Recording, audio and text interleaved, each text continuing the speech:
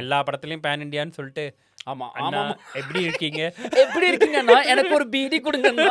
DMK சம்மந்தப்பட்ட காட்சிகள் ஒரு 5 நிமிஷத்துக்கு மேலே இருக்காது. கண்டிப்பாக அதுக்கு இருக்காது மேல இல்லையா? ஆமா இது வந்து ஒரு ரொம்ப கம்மி தான். கம்ப்ளீட்லி வந்து ஒரு ஸ்டூடெண்ட் மூமெண்ட் தான். அது ஒரு ஏதோ ஒரு சீனில் வந்து நம்ம வந்து ஒரு நல்லவராக மாறிடுவாரோ.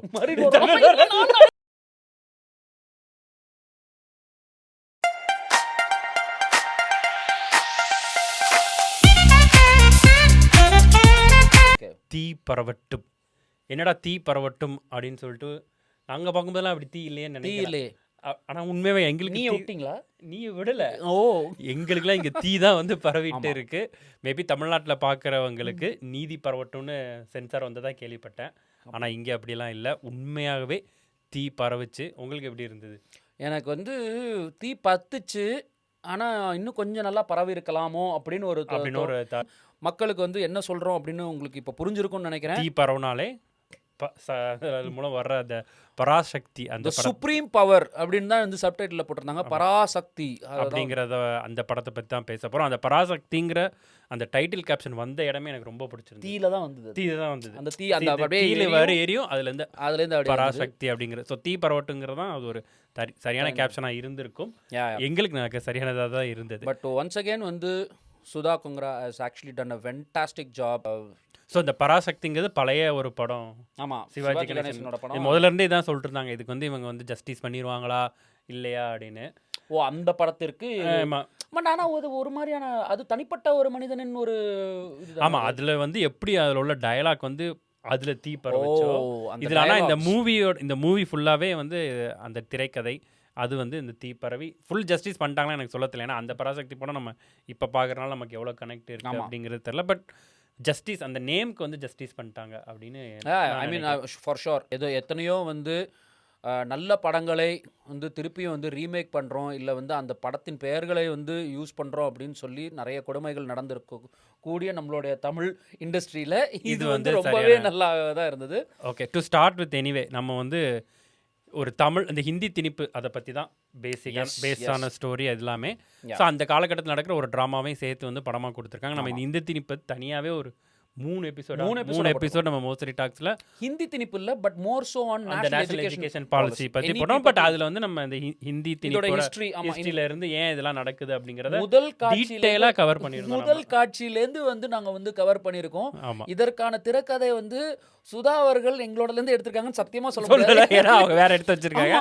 பட் நாங்க அதை பேசும்போது அவங்க ஃபர்ஸ்ட் ஷெட்யூல் போயிருப்பாங்க மோஸ்டா. அதனால ஆனால் நம்ம உண்மையான அப்போ நடந்த வரலாறு அதெல்லாம் சொல்லியிருக்கோம். இதில் வந்து சுதா கொங்கரா அவர்கள் வந்து கொஞ்சம் ட்ராமாவும் எல்லா இடத்துலையும் வெரி ஆப்வியஸ்லி ஆட் பண்ணி எலிவேட் பண்ணியிருக்காங்க. ஆமா ஸோ அந்த வீடியோ நாங்கள் பண்ணும்போதே நான் என்ன விஷயம் சொல்கிறேன்னா, அந்த வீடியோ பண்ணும்போதே நமக்கு எதிர்ப்பு வந்துச்சு. என்ன எதிர்ப்பு வந்துச்சு நீங்கள் அந்த கமெண்ட்ஸில் கூட போய் பார்க்கலாம். இத்தனைக்கும் நாங்கள் அதில் எந்த அரசியலும் எதுவுமே பேசலை. நம்ம வந்து இல்ல அரசியல் பேசலன்னு இல்ல, ஆனாலும் என்ன சொல்றோம். ஆமாம். ஸோ அதான் அந்த ஒரு நான் என்ன சொல்கிறேன்னா, அதுக்கே அவ்வளோ எதிர்ப்பு வரும்போது எதிர்ப்பு வந்தது, லோக்கலாகவே எதிர்ப்பு வந்தது, யூடியூப் கமெண்ட்ஸ் எல்லாத்துலேயுமே எதிர்ப்பு வந்தது. இத்தனைக்கும் நம்ம வந்து நடந்த விஷயங்கள் தான் சொன்னோம், யாருக்குமே ஸ்டாண்ட் எடுக்காமல் தான் பேசினோம். நமக்கு இப்போவே 2025 இன்னொரு நாட்டில் இருக்க நமக்கே இப்படி ஒன்று வந்திருந்ததுன்னா என்னால் வந்து கனெக்ட் பண்ண முடியுதுன்னு நான் சொல்கிறேன். அந்த காலகட்டத்தில் இது மாதிரி ஒரு விஷயம் வந்தது, கண்டிப்பாக அது எவ்வளோ பெரிய ஒரு தீயை வந்து எல்லா மாணவர்கள் மத்தியில் வந்து இது பண்ணியிருக்கோம். அப்போ எவ்வளோ கோபங்கள் வந்திருக்கும், அதுக்கு அடுத்து என்னெல்லாம் பண்ணியிருப்பாங்கிறத ஐ கேன் கிளியர்லி கனெக்ட் அப்படிங்கிற மாதிரி வந்து இது வந்து அதாவது வந்து இதில் வந்து எனக்கு என்ன வந்து அந்த மிஸ் அவுட் ஆனது என்னென்னா, மொழியை வைத்து அரசியல் செய்வது அப்படின்னு ஆயிடுச்சு. இந்த மொழி அரசியல் பண்ணும்போது மேபி வந்து இந்த மாதிரியான ஒரு ஸ்டார் காஸ்ட் சிவகார்த்திகேயனை இறக்கியிருக்கோம், ஜெயம் ரவி அவருக்கு இந்த மாதிரியான ஒரு வில்லன் ரோல், அண்ட் அதர்வா ஸ்ரீலீலான்னு அவங்கள வந்து இன்ட்ரடியூஸ் பண்ணியிருக்கோம் இண்டஸ்ட்ரியில். ஸோ அதுக்கான ஒரு கிளாமர் வேணும். இதனால வந்து ஆக்சுவல் ஸ்டோரி வந்து what good the director have brought out அது மிஸ் அவுட் ஆயிடுச்சு. ஆனால் செகண்ட் ஹாஃப்ல ஃபுல்லாகவே அது இல்ல இந்த டிக்கெல்லாம் பண்ணணுன்றதுக்காக அந்த அரசியல் விஷயங்களை வந்து இன்னும் கொஞ்சம் டீடைலா போய் இன்னும் கொஞ்சம் கூட பண்ணிடலாம்னு நினைக்கிறீங்க. பட் இதுவே நான் என்ன சொல்கிறேன்னா, கொஞ்சம் அந்த திங்ஸ்லாம் இவங்க ஆட் பண்ணியிருக்காங்க, எல்லாமே வந்து அப்படியே நடந்த மாதிரி எடுத்துருக்காங்களா இல்லைன்னு தெரியல. We love Maddie அப்படிங்கிற. ஸோ அதனால தான் வந்து அந்த அதுக்கு தேவையான பாடல்கள் ஆகட்டும் அது எல்லாமே எல்லாமே தேவைப்படுது இல்லையா? அதனால அதான் வந்து நீங்க இன்செர்ட் அவங்க பண்ணியிருக்காங்க. வந்து அது எங்க நம்ம வந்து உண்மைகளை வந்து அப்படியே உண்மையா காமிக்கணுமா, இல்ல இப்ப இருக்கக்கூடிய சூழ்நிலையில நம்ம வந்து 1959லேருந்து 64 65 வரை நடக்கிற அந்த விஷயங்களை இவங்க காமிக்கிறாங்க அப்படின்றது தான் வந்து கணக்கா இருக்கு. அந்த 6 வருடத்துல நடந்த விஷயங்களை காமிக்கிறதுக்கு அதுக்கேற்ற மாதிரி செட்டு போடுறதுக்கே ஒரு 100 150 கோடி போயிருக்கு. ஆமா. அந்த 150 கோடி இல்ல எடுக்கிறதுக்காக ரொம்ப மக்களுக்கு ரொம்ப ரியல் லொகேஷன் போயிருக்காங்க ஆக்சுவலி. செட் வந்து ரொம்ப மினிமலா தான் யூஸ் பண்ணியிருக்காங்களாம். ஆமா. ஆனா ரொம்ப ரியல் லொகேஷன் போயிருக்கதா சுதா கொங்கரா அவங்க வந்து இன்டர்வியூல வந்து சொல்லியிருந்தாங்க.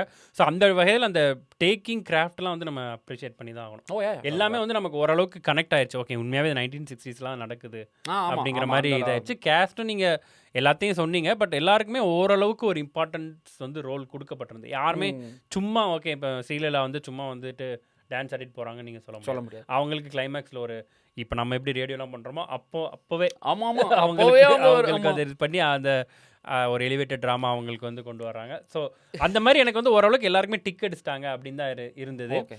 இப்போ எல்லாரும் என்ன சொல்கிறாங்க, திமுக ஒரு டிஎம்கேக்கு வந்து ஒரு இதுவாக இருக்கும், காங்கிரஸ் பிஜேபி அப்படின்னு ஒவ்வொன்றா சொல்லிட்டு இருக்காங்க இல்லையா? உண்மையாகவே இந்த படத்தில் பார்த்தீங்கன்னா டிஎம்கே சம்மந்தப்பட்ட காட்சிகள் ஒரு 5 நிமிஷத்துக்கு மேலே இருக்காது. கண்டிப்பாக அதுக்கு இருக்காது மேல இல்லையா? ஆமா இது வந்து ரொம்ப ஒரு கம்மி தான். கம்ப்ளீட்லி வந்து ஒரு ஸ்டூடெண்ட் மூமெண்ட் தான். இன்ஃபேக்ட் இந்த இதில் எதிர்த்து பண்ணுறதே அந்த காங்கிரஸ் கவர்மெண்ட் தான்.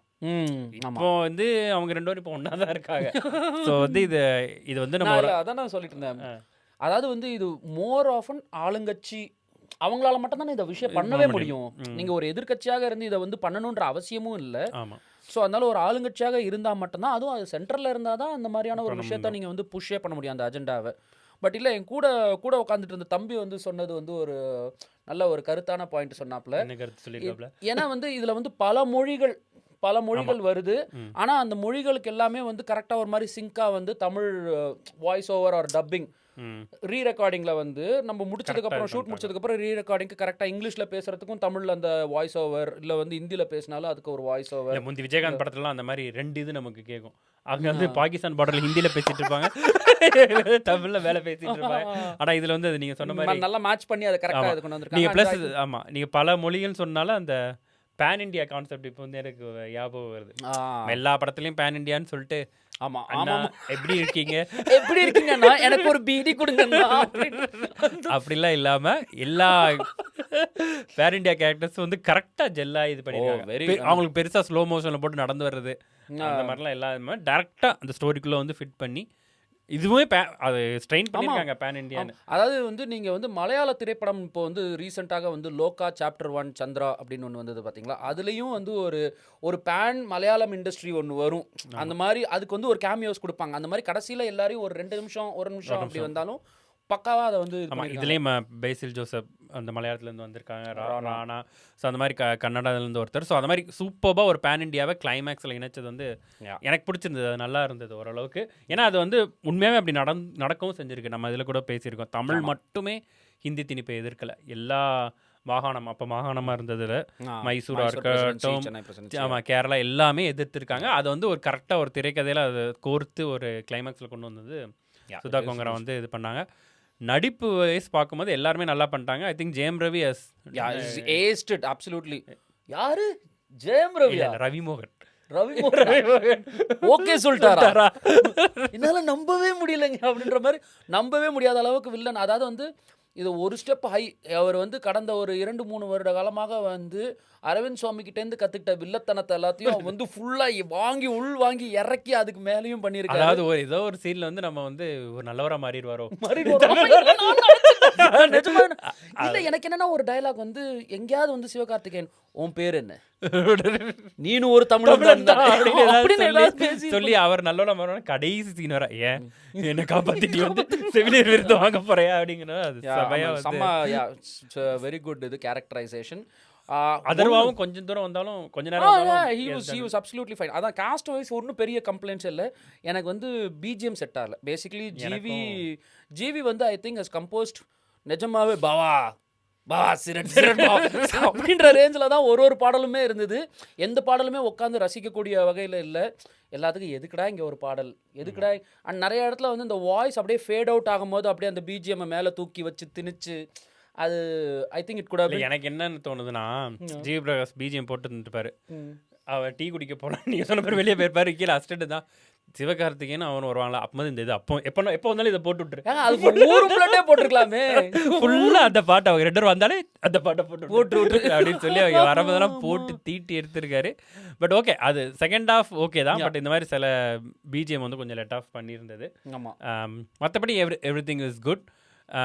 ஓவரால் எனக்கு தெரிஞ்சு இந்த பொங்கலுக்கு தனியாக வேற வந்துட்டாங்க, ஆட்டோமேட்டிக்காக வந்துட்டாங்க. ஸோ வந்து ஒரு நல்ல தமிழ் இண்டஸ்ட்ரிக்கு, முக்கியமாக தமிழ் மக்களுக்கு ஒரு பிடித்த ஒரு வரலாற்று பதிப்பாக இருக்கும். நம்ம அதான் சொன்னோம் இல்லையா, எதுக்கு இந்த மாதிரி இப்படி பொங்குறாங்க தமிழ் மொழினானா, இது வந்து ஒன் ஆஃப் த ரீசன்ஸ். இந்த படம் போய் பார்த்தீங்கன்னா வந்து புரியும். உண்மையாகவே நம்ம வந்து எல்லாருமே தியேட்டரில் வந்து எல்லா தமிழ் மக்களுமே ரொம்பவே என்ஜாய் பண்ணி இல்லை என்ஜாய் பண்ணாங்கன்றதோட வந்து இதற்கு பின்னால் இவ்வளோ பேர் இருந்திருக்காங்க அப்படின்னு, இவ்வளோ பேர் உயிர் விட்டுருக்காங்க. அதனால தான் நம்மளால இப்பயும் உட்காந்து இந்த மாதிரி உங்களுக்கு ஒரு வீடியோவில் மோசடி டாக்ஸ்னு பேர் வச்சு அதில் தமிழில் நாங்கள் பேசி இந்த மாதிரி பண்ண முடியுது. இல்லைன்னா நாங்களுமே வந்து ஹிந்தியில் அந்த மாதிரி கியா பையா அப்படின்னு தான் நாங்களும் பேசி இருந்திருக்கணும். ஸோ அதற்காகவே வந்து இந்த மாதிரியான வந்து திரைப்படங்கள் வருவதற்கு நம்ம வந்து ரொம்பவே சந்தோஷப்படணும். ஆமாம், சுதா கொங்கரா உண்மையாகவே அப்ரிஷியேட் பண்ணுறேன். அவங்கள பார்க்கும்போது எனக்கு வந்து கொஞ்சம் ஓவர் இதாக இருக்கும் சொல்கிறது, கிளீஷேடாக இருக்குன்றீங்களா? இல்லை கொஞ்சம் எக்ஸ்ட்ரா சொல்கிற மாதிரி இருக்கும். பட் மணிரத்னத்தோட இருவர் ப்ளஸ் ஆயுத எழுத்து சேர்ந்து பார்த்த ஒரு ஒரு மாதிரி எனக்கு அந்த மாதிரி இருந்தது. மேபி ஓவர் அப்ரிஷியேட் பண்ணுற மாதிரி தெரியும், பட் அந்த டச் இருந்தது. Obviously she is learned it from the master. I mean like அந்த மாதிரி ஒரு டேரக்டர் கிட்ட இருந்து லேர்ன் பண்ணியிருக்காங்கன்னா ஆப்வியஸ்லி அந்த கிராஃப்ட்டும் நல்லா தான் வந்து யூஸ் பண்ணியிருக்காங்க. இருவர் ஓகே, ஆயுத எழுத்து ஓகே. எனக்கு ஒரு கட்டத்தில் ஜென்டில்மேன் மாதிரி இருந்தது. காதலன் ஜென்டில்மேன் சங்கர் கிட்ட இருந்து ஏதோ உள்வாங்கியிருக்காங்க அப்படின்ற மாதிரி. நான் சொல்றது வந்து அந்த மேக்கிங் சொல்கிறேன். அது ரொம்ப இடத்துல வந்து இருவரை வந்து எனக்கு ஞாபகப்படுது. ஸோ அது மேபி அது பொலிட்டிக்கல் ட்ராமாவாக இருக்கனால அப்படி இருந்திருக்கலாம். எனிவேஸ் உண்மையாகவே ரொம்ப நல்ல படம். நீங்கள் குடும்பத்தோடு போய் பொங்கலுக்கு கண்டிப்பாக பார்க்கலாம். ரேட்டிங் ஆனந்த விகடன் கொடுக்குறாங்களோ இல்லையோ நம்ம தான் கொடுத்துட்டு இருக்கோம் ரேட்டிங். ஆஸ்திரேலியாவிலேருந்து நாங்கள் எந்த கட்டுமே இல்லாமல் ஃபுல்லாக பார்த்தனால ஃபுல்லாக உள்ளே இறங்கிருச்சு. அதனால் நம்ம வந்து 5க்கு ஒரு 3.25 கொடுக்கலாம். செம்ம பக்கா. நானும் 3 to 3 அந்த ரேஞ்சில் தான் இது பண்ணேன். 3.25 இஸ் பர்ஃபெக்ட். ஆமாம், நம்ம சிங்க் ஆகிட்டோம் ஒரு மாதிரி, பரவாயில்ல. நம்ம அந்த தம்பி சிவப்பு சட்டக்காரன் வேறு அது அண்ணாயன் வருது டிக்கெட்டை போட்டு புள்ளி 2 கொடுக்க கோவப்படுவா. ஆமாம். எனிவேஸ் ஆல்ரைட், ஓகே மக்களே, மீண்டும் உங்களை இன்னொரு வீடியோ சந்திக்கிறோம். பொங்கல் படம் ரிவ்யூ உங்களுக்காக ஆஸ்திரேலியாவிலேருந்து ஃபஸ்ட்டாக போட்டிருக்கோம். Happy Pongal. Subscribe to our channel. By.